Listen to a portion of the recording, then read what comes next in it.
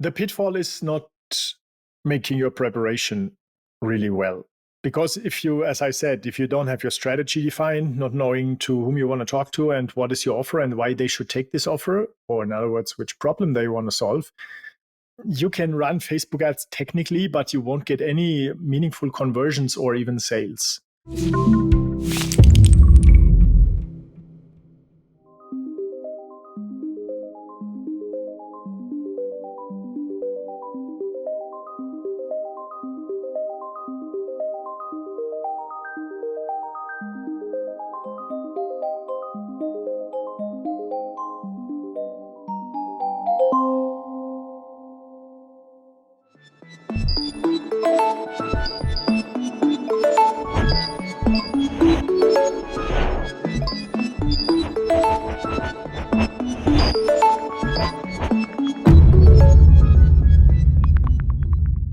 So, hello Manuel, welcome to a new episode here at the Virtual Frontier, our Q&A session as usual. Our topic today is how to get your B2B Facebook sales funnel right. And first question for you to this topic would be, can you describe on a top level what a good Facebook or sales funnel in general has to contain, or what needs to be inside the sales funnel in a structure or processes, whatever? So on a top level, and then we can dive into that later, maybe more detailed. Yeah, sure. I think first of all, it's important to understand what a sales funnel does and how it works on Facebook, and then what should be the content of all the elements of a sales funnel, right? So, I mean, Facebook is a great platform because everyone is there, or everyone was there. Now people shift to other platforms such as Instagram and TikTok, but they work pretty similar. So on Facebook, you can achieve or reach like a broad amount of people. And that makes it even more important that your targeting is right. Now, on Facebook, you can target by interests, and that's not really easy because you cannot say, I want to show my ad to like sales managers in corporations that have 10 to 100 employees. That works on LinkedIn, but it doesn't work on Facebook like this. So you need to make sure that you target with your content. And what that means is your ad needs to speak specifically to those people you want to attract and get them into your sales funnel. So like if you talk about some general broad thing, which doesn't mention the person you want to talk to, then the odds are pretty low that your ad will work successfully on Facebook and basically attract the right people. So the content of your ad needs to be like the identity of the person. For example, you want to talk to marketing managers, start your ad with, hey, marketing manager. Or if you want to talk about something a marketing manager cares about, talk about, for example, their marketing funnel, right? Something where the audience you want to talk to identifies themselves with. And that's typically the critical thing that most people get wrong in the beginning.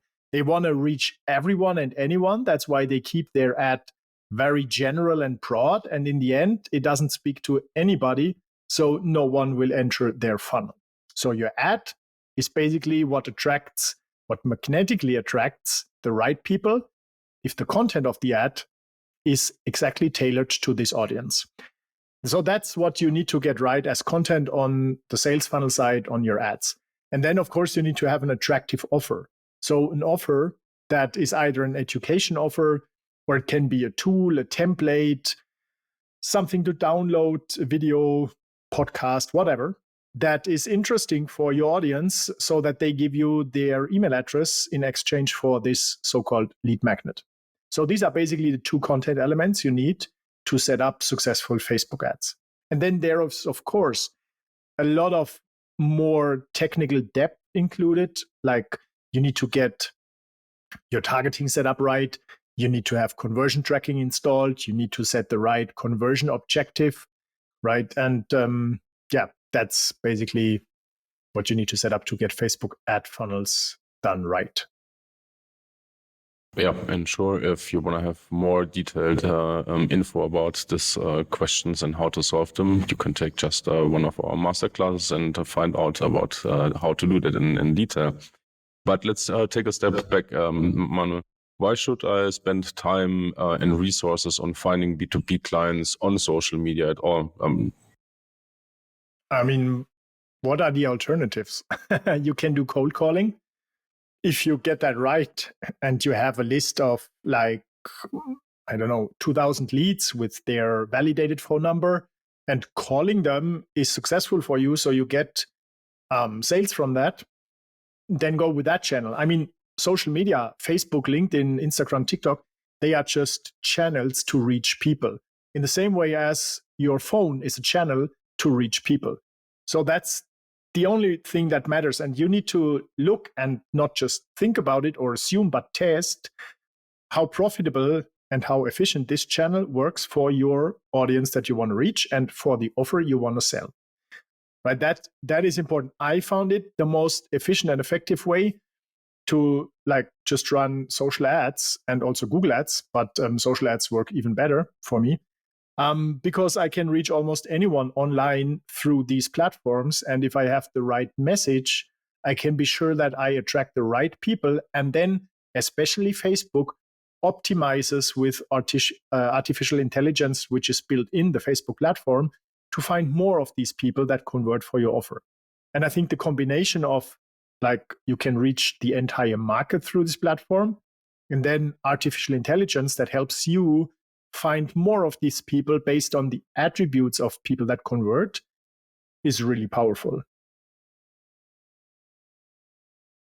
Why do I need to be crystal clear when it comes to my perfect buyer persona when using Facebook or let's say any other social media platform? Yeah, because if you try to reach anybody and you want to talk to anybody, not being specific about one person, you will end up talking to nobody, right? Because simply it's not relevant. If you try to have a broad message that could work for anyone, then people look at it and say, yeah, okay, and what does that mean for me? But if you start your message, just as an example, saying, hey, content writers, or hey, marketing managers, or hey, agency owners, that's more like a moment where you grab their attention, where you make it relevant because you speak directly to their identity. And then, of course, your content needs to address something that makes them listen and keeps their attention.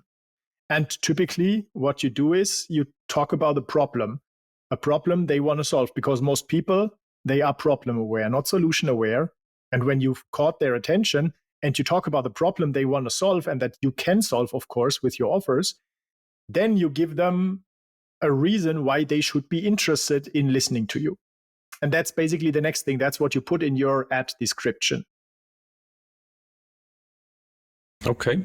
So maybe someone is now considering to explore more this B2B sales funnel strategy, but is maybe worried or is considering that the amount of time and resources that you need to have that you need to invest in setting up this whole process and then of course maintaining it. But how much time or resources you really need for those B2B sales funnels if you set them up properly and with the all needed steps? Mm-hmm. So I would split that into 3 phases. So the first phase is your strategy phase. You need to define your audience, to whom you want to talk to, which person should become your client. So that's basically your persona definition. And that is not like some abstract things. If they like cats more than dogs and if they like to play tennis more than football, that's not relevant if you don't want to sell anything related to that. But what are their main problems they struggle with, right? Which channels do they use?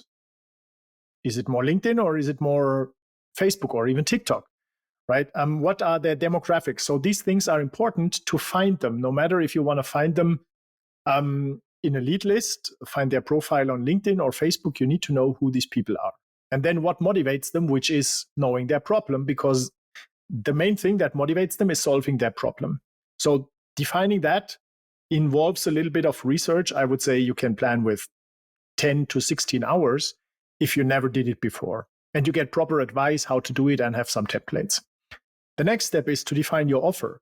So if they have a problem and you want to help them solve this problem, the first thing is to help them understand what's the root cause of this problem and how they can solve it. You typically do this with like a video where you explain them why they have this problem, why it's worth solving this problem, and then what are the steps and how the solution could look like. When you build this up, I mean, just the strategy, I would say it's additional like 10 to 16 hours if you have proper advice and all the templates you need. So now you have the strategy. And then you need to set up all the content. You need to write your ads, you need to write your landing page, and you need to write your lead magnet, the script for your video. And that can take, and then you need to produce the video, right? I would say that's like 20 hours if you do it yourself. It can be 30, right? But it's worth doing it because once it's there, you can constantly improve it and it works without you. That's the beauty of an asset. You do it once, you have it forever, and it works and you can improve it. So the amount of time you spend, I would say, is really worth the investment.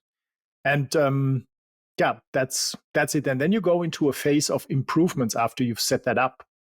Improvement means you do one KPI analysis every day to look at your campaign numbers and decide on what you want to change. The more you go down in your funnel, the longer it takes to collect enough data to make proper data-backed decisions. If you just want to decide if your ad works, you can do this after a day. You just look at the click-through rate and see if it's below 1%, it's not good enough, or you didn't find the right audience, but people are obviously not interested in that. If it's more than 1%, then it's okay. If it's more than 2%, it's good. Right? And that's how you optimize your funnel every day, every week, based on numbers and not just based on hope and blind assumptions. Right. Then let's have a look also at the content side, how to create like proper content. We have a whole podcast about that, but I want to ask you specifically about what kind of content you need to invest. Do I need to invest in high quality content, or is it more like high value content?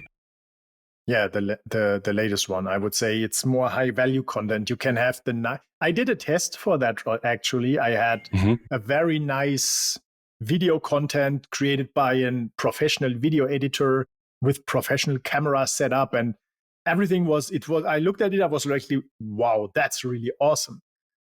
But just the script-based video where I share my screen, where I have the content written on slides, I just scroll the slide through and read exactly what is written on the slide, converted much better. That's the funny thing, because maybe people, they smell if you want to sell them something, and if they see a high glance, very shiny professional video, I think they immediately feel, okay, this guy just wants to sell me something. But if it's more authentic and leads them with voice and visuals, I think it, for me, converted just better. And I mean, much better. It like 100% better. So it was really significant. I would say quality matters most. Yeah. And I mean, as you just mentioned, right, you for yourself, you saw this video and say, wow, this is great. The high glance production, say, this is awesome, seeing yourself. But the customer on the other side is more interested like in the deep value, just going through the slides and getting the value out of that. And I think that's a good point. And that's what matters. And also it matters never what you think. I mean, in the beginning, it's important because you need to come up with the best guess without having data. But then you want to always make data-backed decisions because they tell you the truth, right? And then they tell you what you need to fix. While if you just think and assume and hope, then you end up in like you always make changes, and it's like a hamster wheel because you will never know. And that made me crazy, at least when I didn't know that I can make decisions based on numbers. Yeah. Last question from my side today, Manuel. Considering like from your experience, the risks and also the possible pitfalls when you're setting up your B2B sales funnel, what they probably are and how can I avoid them? The pitfall is not making your preparation really well. Because if you, as I said, if you don't have your strategy defined, not knowing to whom you want to talk to and what is your offer and why they should take this offer, or in other words, which problem they want to solve, you can run Facebook ads technically, but you won't get any meaningful conversions or even sales. right? And it doesn't have to do with Facebook. It's on all ad platforms. They will take your money. They will be happy to. But if you didn't make your preparation well, define your strategy, create content that is relevant for your audience, not just for you, set up your tracking. If you don't do that, then you cannot expect it to work. So this is really, really important. Get the basics right and then constantly improve. You need to be patient, not say after a month, oh, Facebook ads don't work for me. And then next time you test like Instagram or LinkedIn and you say it also doesn't work for me. In the end, you will be there and saying nothing works for me. And then what are your options? So cold calling. And in the end, this also doesn't work. So you end up having no sales at all. Right? Yeah. It's more like a constant path of constant improvements instead of switching between platforms, starting to believe that nothing works for you. So this is another pitfall that if you are very impatient, you will say too fast, oh, this doesn't work for me. Yeah. Okay. Any thoughts from your side, Mani, or remarks that you would like to add? And then we round it up for today. The most important thing is build your strategy and then look at numbers. Really just look at the numbers. They tell you the truth and then you won't get too confused. Awesome. Manu, thank you very much for your time and we see each other next week on our next Q&A session. Thank you. Take care. See you next week. Bye-bye. Yeah, bye-bye.